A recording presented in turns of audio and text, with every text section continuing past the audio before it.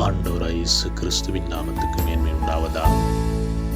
சங்கீதம் 62 வசனம் 5 இப்படியாய் சொல்லப்படுகிறது, என் ஆத்துமாவை தேவனையை நோக்கி அமர்ந்திரு. நான் நம்புகிறது அவராலே வரும். அவரே என் கண்மலையும் என் இரட்சிப்பும் என் உயர்ந்த அடைக்கலமானவர். நான் அசைக்கப்படுவதில்லை என்று தாவீது ராஜா சொல்லுகிறான். அன்பான தேவஜனமே, கர்த்தர் எங்களுக்கு அடைக்கலமாயிருக்கிறார். கர்த்தரை சார்ந்து, கர்த்தரை நம்பி, கர்த்தரை ஏற்றுக்கொண்டு வாழும் பொழுது கர்த்தர் எங்களை தாங்குகிறவர், எங்களை தப்புவிக்கிறவராயிருக்கிறார்.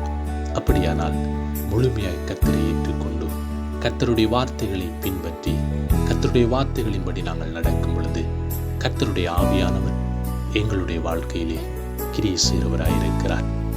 ஆண்டவராய் இயேசு கிறிஸ்து உங்களை ஆசீர்வதித்து உங்களை பாதுகாப்பாராக. God bless you.